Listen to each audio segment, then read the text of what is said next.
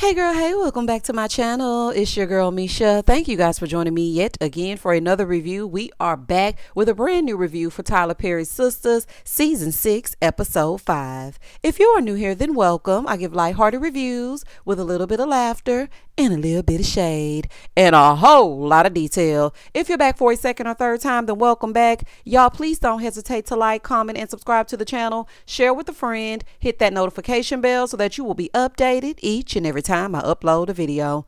Now, child, let's get into it if we gonna get into it. Previously on Tyler Perry's Sistas. Pam was being inappropriate with Aaron, the preacher man, all over the phone. The heifers went to sit together so they can kiki and caca and see if Karen and her wig were all right, honey. But she came up out of the ashes with a full, fresh wig and still a stank attitude. And she tells these heifers that she knows who the baby's father is. My girls hold me down, them boys mess around and sing. When the episode first opens up, Karen is sitting there playing about who the baby daddy is. Girl, you're getting on my damn nerves. Why are you even bringing this up? You just want some attention. I am convinced that Karen just needs attention. Talking about, y'all really want to know? Why does it matter? Girl, don't play with it. She gonna talk about, I want to tell him first. Okay, girl, at this point, it could be anybody's baby. Okay, just put us out of our misery, Tyler. We don't give a damn. We really don't care. So Danny is pissed, as she should be. This is what I would have done. Okay, because I'm sick of the sister circle altogether. What I would have done is I would have gotten up. I would have patted her down. Honey, started with the wig. Patted her down. Make sure she's really there and it's not a dream. Tell her that I was happy that she was alive and go ahead on about my business. Because Karen play all day. Karen, your baby, sure has a lot of appointments for somebody whose stomach is giving washboard. I don't even know if you're really pregnant at this point. I think it's a phantom pregnancy, honey. I don't know if you're lying. I don't know what's going on. But it ain't making no sense to me, and it's really getting on my nerves. So Andy is like, well, I mean, we can't force her. You know, we can't force her to say anything. Andrea, shut it. Okay, because nobody asked Karen to say this. Karen was unprompted. Okay? We weren't talking about Karen's fetus, but she decided to say it. So, yes, she does need to say who's the baby's father. She needs to say it. So after she said that, that made Danny believe that Andy knew exactly who the father was. Child, I'm through with Karen. Moving forward. Karen has the nastiest attitude of a TV character that I've ever seen.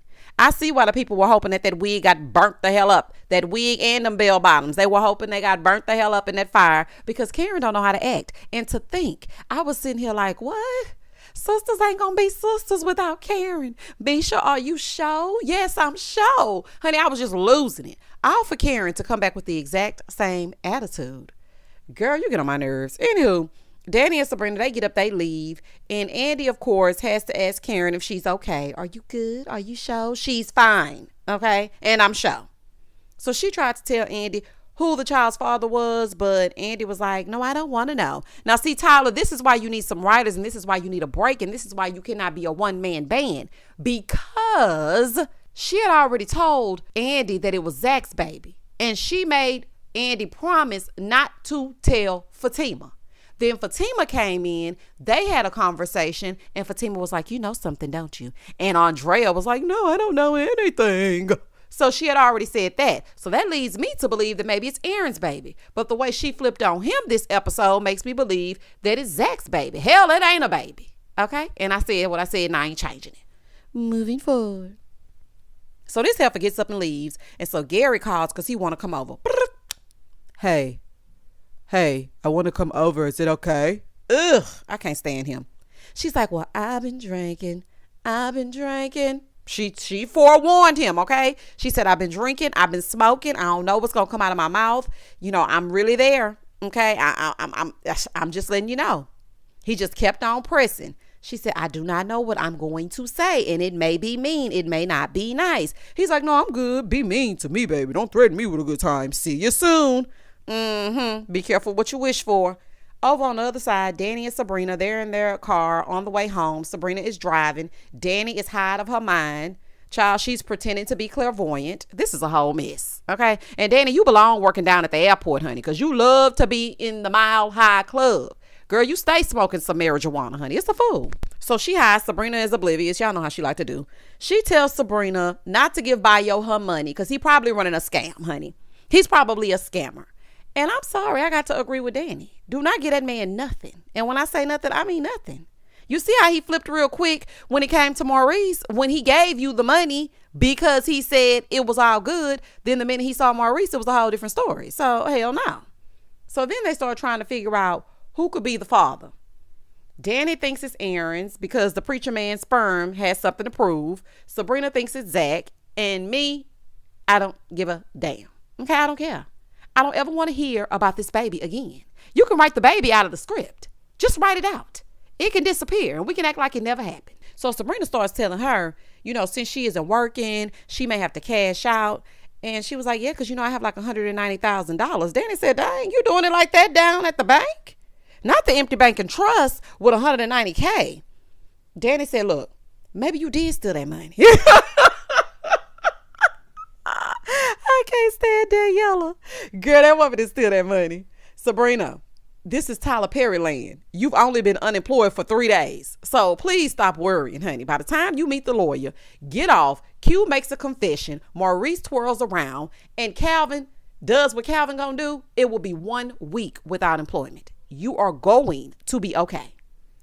In the next scene at home, Karen done put on this glittery little suit, honey, to sit around. And she's being who she is. So Pam calls her. So she's telling her, girl, I'm so happy you okay. Like, we really thought you were dead, girl. Like, we just so happy you fine. She's like, I hope you're not still mad at me because the fire happened in the back. So it really wasn't my fault. So Karen said, girl, it don't even matter whose fault it is because where you gonna work? I ain't got no salon. So Pam is telling her, girl, let Zach help you. He offered. Did you see how he was looking at you? Girl, let Zach help you. So Karen said, I didn't even have no insurance. And the reason why is because when Isaiah took all of my clients, I let my insurance lapse so I could cover other things. And Pam was like, but wait a minute. Didn't Zach give you money? Exactly. So I'm trying to figure out, girl, what did you do with the $70K that Zach gave you? See, Tyler, and again, this is why you need a break so that your storylines can storyline. This is fictional. So therefore, and thus and such, things need to connect for it all to make sense. Sir, anyway, so Karen playing, talking about, I might call him. I might let him help. So Pam is telling her, girl, you need to strike while the iron is hot. Call that man before he take it back. She's like, I'm going to call him tomorrow, Pam. Pam said, girl, it's not even 9 o'clock. Call him now. Girl, you better hurry up before Fatima come home. Now, my thing was, how in the world do you know that Fatima ain't already there? Over on the other side at Calvin and Maurice's place, Calvin done went and got his furniture from the storage. And Maurice hates it. Now, I didn't think anything was wrong with the couch. It's the same exact couch that Andrea has in her place. The only difference is the color. That one's orange and hers is like a muted gray or something on the verge of being almost a blue. But it's the exact same couch. I mean, it's a little loud, but at least y'all don't have to sit thigh to thigh. Tyler love to give y'all a love seat and call it a sofa. Danny's sofa / love seat is so damn tight. Her and Preston cannot even get their issues out because they're thigh to thigh. If I'm thigh to thigh. Oh, child. Tyler, get it together. Oh, honey, get it together. I'll leave it alone, honey. Can't even get their issues out because they two together. Like, if we talking about something serious, we need a little space in between. So they start talking about how Q is going to confess.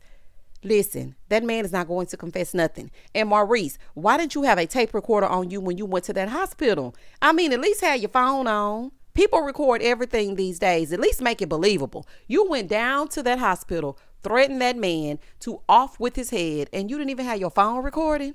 Boy, gone. I think Calvin's couch added a little zhuzh if you really want to be real, honey. It's better than nothing. In the next scene, Preston shows up at Zach's place to check on him. He's like, I had to come check on you, since you were so upset.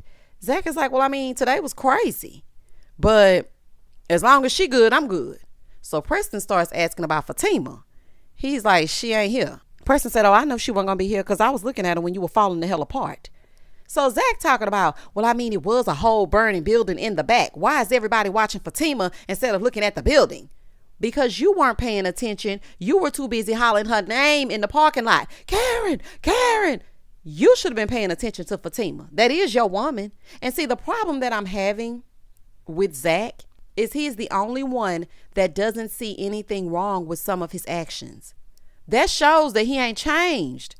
It really does. He's just Airport Zach with a little bit of money. That's it. That's all. So Preston is trying to help him see exactly what's going on, but he can't see it.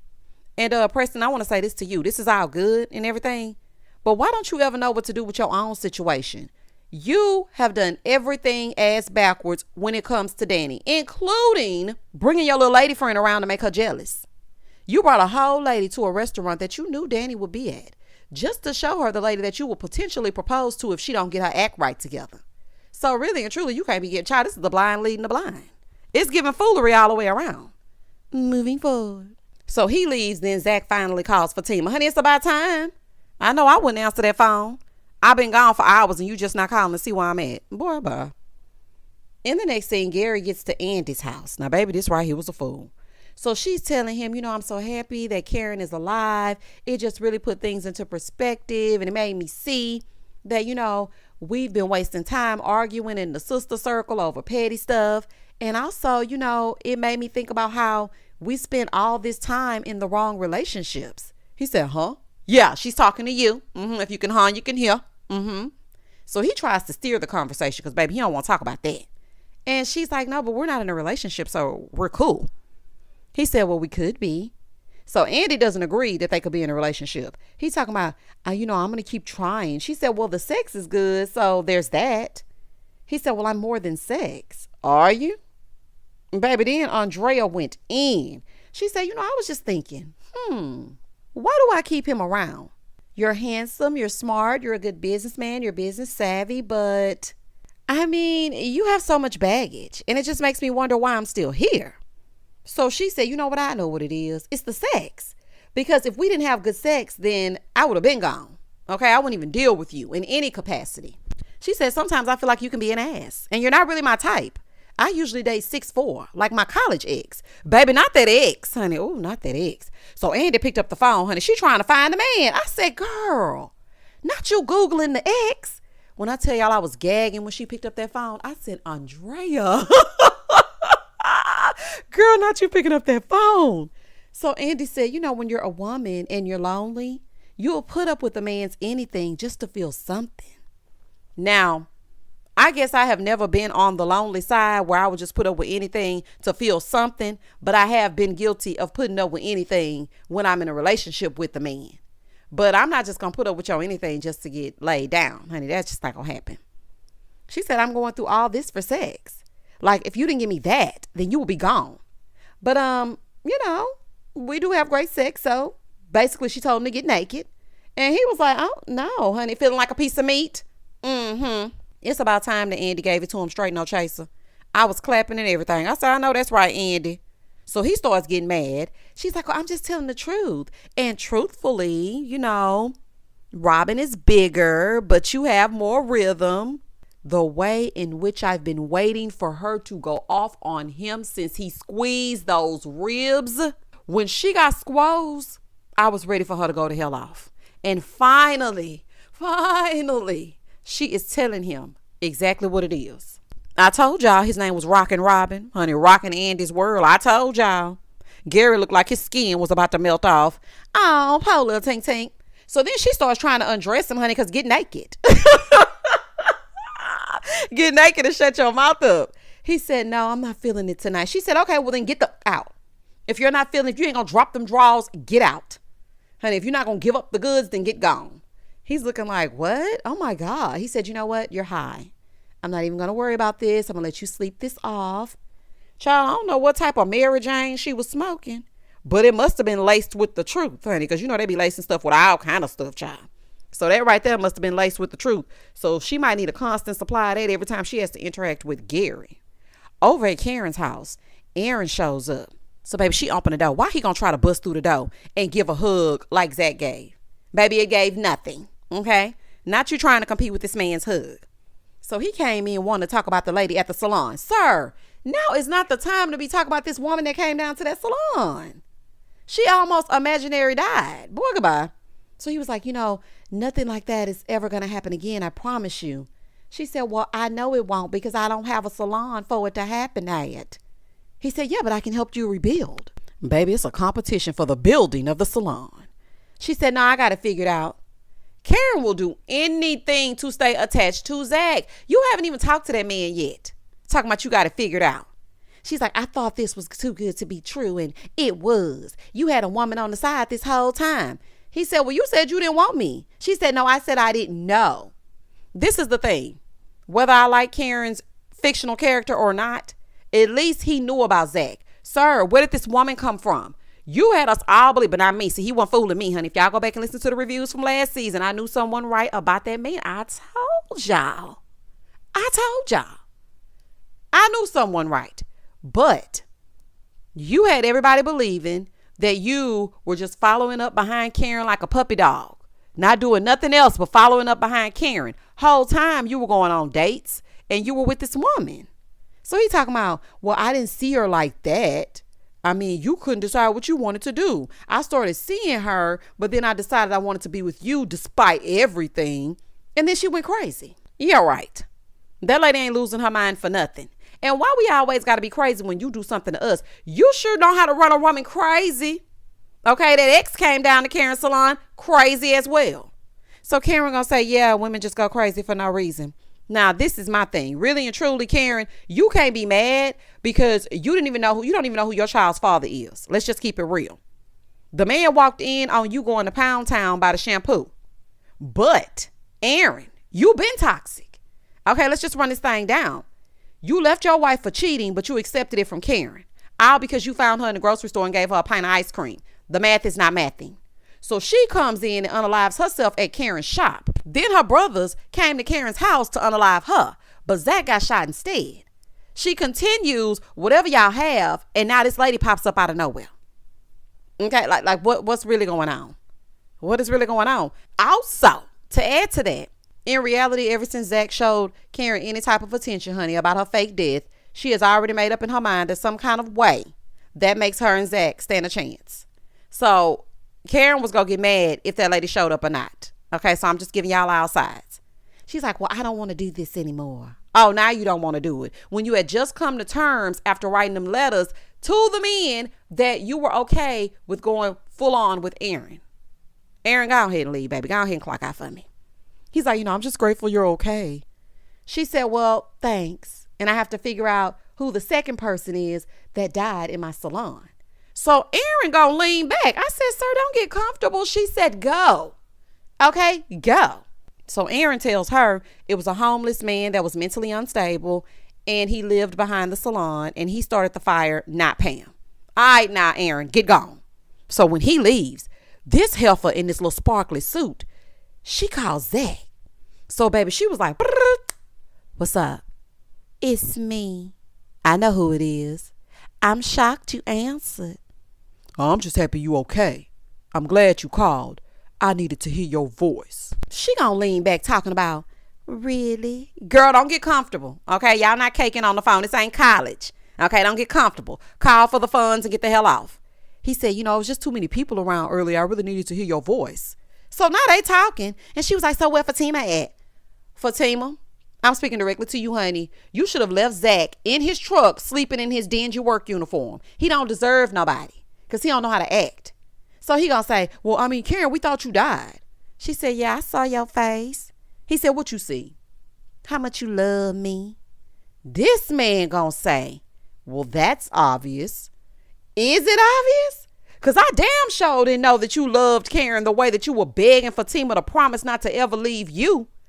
I didn't know it was obvious. Okay, I didn't know. So she thanked him for coming.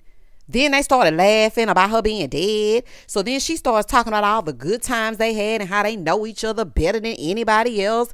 And he gonna say, you know what? It really got me thinking. She said, I thought you hated me. So as he's saying this, Fatima's silhouette is in the background, y'all. I was like, ooh, Fatima getting ready to pop off. He said, I don't hate you. Karen, I love you. The way I screamed, y'all. I screamed. So he gonna turn around, see Fatima standing right there and keep on talking. So now Karen can tell that Fatima is in the house. This wench gonna keep talking, being childish, talking about, you just said you love me. You can't say it again. She must be there. Why you ain't talking? You sure did switch up real quick.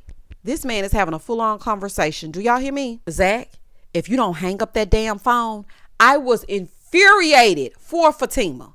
That was the ultimate disrespect. Now, Tyler, I don't know what you writing for Zach to do, but he bet not go back over there with Karen. You know, actually, let him go back to Karen. They deserve each other. Put them back together. It's fine. Because that was just too disrespectful. Zach, I don't know if you can come back from this. I really don't. Because the rage that I felt for this character. Ooh, child. Once a good for nothing baggage claimer, always a good for nothing baggage handler. That's exactly what you get. And if Fatima leave you, you deserve it. And we could just go ahead and scrap Fatima, because it ain't giving what's supposed to have been gave, especially since you writing over here for him to be loving back up on Karen. Okay, then this tramp had the nerve to ask Fatima if she wanted him to run her bath water. Boy, F you and them bubbles.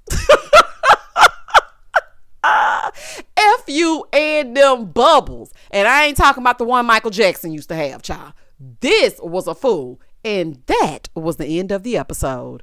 Child, the episode was a filler. It was a lot of nothing going on, a lot of scenes where they just sit around. And y'all know what I realized? Actually, my son realized this. He came in and he said, "You're watching the apartment show." And I'm like, "What do you mean the apartment show?" He said, "Every time I come in here, there's someone at their house just sitting and talking." And I was thinking, you know what? Tyler gonna make sure he save on a set. Because we ain't going nowhere but down to that airport, down to Andy's house, down to Karen's house, down to Zach's house. And that's just it, and that's just all. Y'all comment down below and tell me exactly what you thought about this episode, and I will comment back. Please don't hesitate to like, comment, and subscribe to the channel. And as always, stay safe, stay blessed, spread love, not germs. Peace.